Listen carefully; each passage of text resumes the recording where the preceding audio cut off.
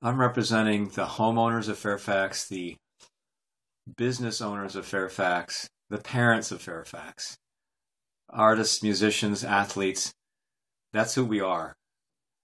And it doesn't feel like we're that well represented down there.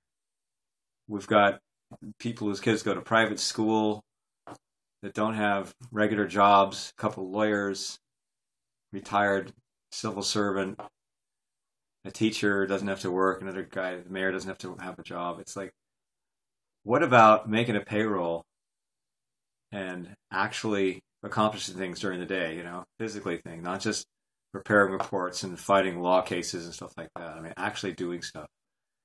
And that is the thing that needs representation. Fairfax is filled with blue collar guys and gals, and we deserve representation at the Fairfax Town Council.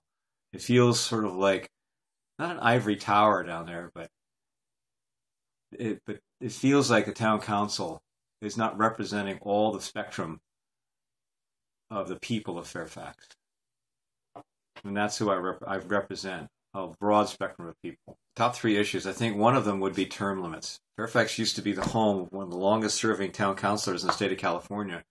Turned out he's one of the only politicians that have ever driven from office here.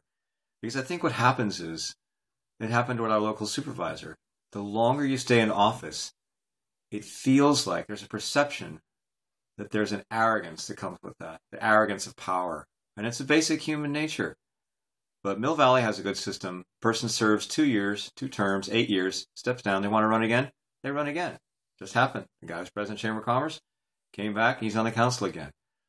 I just believe that there is an institutional memory is important to have people that know what's been going on all these years. But I also think it's really important to have new blood, not just from the same clique of people from the Open Space Committee or whatever, wherever they come from. I'm not going to name names. I'm just saying it's important to have diversity and someone who's willing to question the way the town does its business. Another top issue is flood and fire hazard reduction. I think the town has been diligent in that, but it takes someone really bird dogging it to make sure it's going to stay front burner. And the third issue is beautification of downtown Fairfax. The biggest impediment to getting stuff done down there is the town staff. That's one of the reasons I'm running for council, because when someone on the town council says, hey, we need to plant a tree or put in a bike rack or put it up a mural, whatever, the barriers come down and it's more possible to get done. I'm tired of banging my head against the wall trying to get stuff done.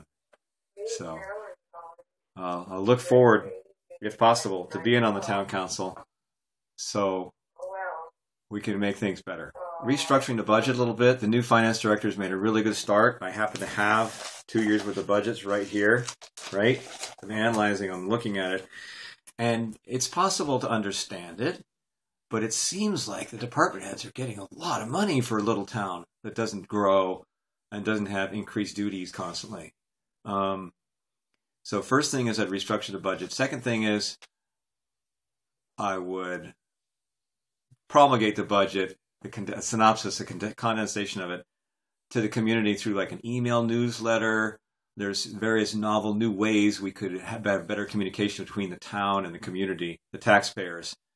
Reading the town manager's blog, most people don't do that. Most people don't care and don't know what goes on at the town of Fairfax, frankly. I've done a lot of precinct walking. I've been in the town 40 years. I know what people think about our town government. And most people just don't want to hear about it. They're busy. They have lives. So the third thing about how we spend our money and making sure it's best possible practice. An idea I thought of before is looking at how other small towns, not rich towns like Tiburon or Ross or Belvedere, but other small towns similar to us in budget and demographics spend their money. Just for a sense of proportion to make sure we're doing things right. Are we spending too much on police? Not enough on fire? How are we doing on pensions? Supposedly we're okay on pensions. There's a lot of questions still up in the air about the money we're spending now, which is more than we've ever had or spent before. A lot of it's FEMA money come in from the feds to make up for flood damage. We're finally wrapping all that up 8 years later. So Those are my three answers. First of all, town council members' job is to serve the public and represent them, which is why I'm running for council, because I don't feel like the town councilors now are representing all of us. And I feel I have a constituency that's not being well represented. So cooperation with the public, when I was on the planning commission, I would treat every complaint as valid until proven otherwise. And that meant if some neighbor came down and complained that a project was violating his privacy, and even though we might not have cared for that neighbor based on lifestyle, appearance, voice, whatever, still take that complaint as valid, do a field inspection, read the staff report, get testimony from both neighbors, ask questions, and make a decision. And that's the way to cooperate with the public, is do right by them. And the second thing is about the ethics of self-control. Being a town council member of Fairfax requires a higher standard. Your record has to be better than most because, number one, you're representing the town, and number two, you're a leader, and so people look up to you and expect you to live not a blameless lifestyle, but a decent lifestyle. And I think that I can do that job. Yes, it is possible to impact people negatively when you're in this position. That happened to me a couple times. Once a neighbor was going to build a house to wipe out my view of Mount Tam. Well, first they came in and were going to build a house that didn't. And another neighbor complained, said they're going to cut down oak trees. And I said, good, now we can see out. Well, then they wouldn't change where they were going to build their house, and town council was no help at all. So that was a big problem. And then my neighbors built an addition on their house with no public hearing or anything. It looks right into the living room of this house and my neighbor's house, my next door neighbor's house. And that's not right. So it's really important to have a thorough airing of all projects and not just say, oh, it's okay. It's important because the negative impacts could be loss of privacy, loss of sun. You know, there's property values are important in Fairfax. People have a lot depending on them. And so we have to make sure that we don't impact people negatively or hurt people. And I also believe this plays into about the police department. My personal experience, not hearsay, is that they've been heavy-handed and rude.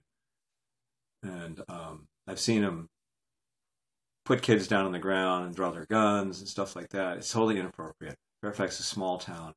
The crime here is mostly victimless crime. And it's important that the town council exercise oversight with regards to the police department to make sure they're courteous and professional. And that's really important. The Brown Act is a California state law that mandates that no three decision makers can meet or discuss issues in private. There must be a noticed public meeting.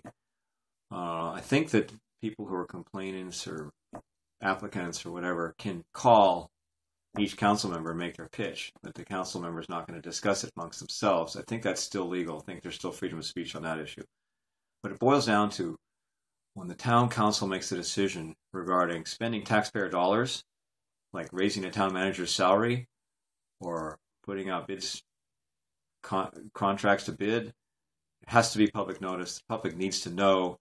Even if the public doesn't want to get involved and doesn't have an opinion about it, it's still important for them to know. And that's what the open government is all about. I mean, Marin County Open Space District had guys from Sonoma County clear the ridge by my house here back in the canyon. $10,000 contract, and us locals didn't even know about it. $10,000 goes a long way in Fairfax. It would have been nice to know about the contract. At least then we could have tried to bid on it. But they said it was too small. It was a no-bid contract. Well, that's the kind of stuff that feels like not open government. And they're spending our tax dollars, and we don't even get a chance to know about it, let alone participate. That's the antithesis of open government, in my opinion. Even though what they did was legal, I don't feel it was ethical. So that's what I stand for, is complete transparency with the budget, with the police department, with contracts. I try to live my life. I undertake to refrain, as the Buddhists say, from killing things, harmful sex, taking more than is freely offered, which is theft, backbiting, gossip, saying bad things about people behind their back that probably aren't true, and undertake to refrain from intoxication. So those are the Buddhist code of ethics that I try to live my life by. Not always fully successful, agreed, but the code of ethics is really important. Ethics vary from one community to another. Let's say here, we had a fire in our wood stove, but it was a no-burn day, hypothetically speaking. So what's right and what's wrong? As I run up a PG&E bill burning fossil fuels, or have a fire from wood that was harvested right on my own street, my own yard. So a code of ethics is really important. And I've got one, and I do my best to live by it.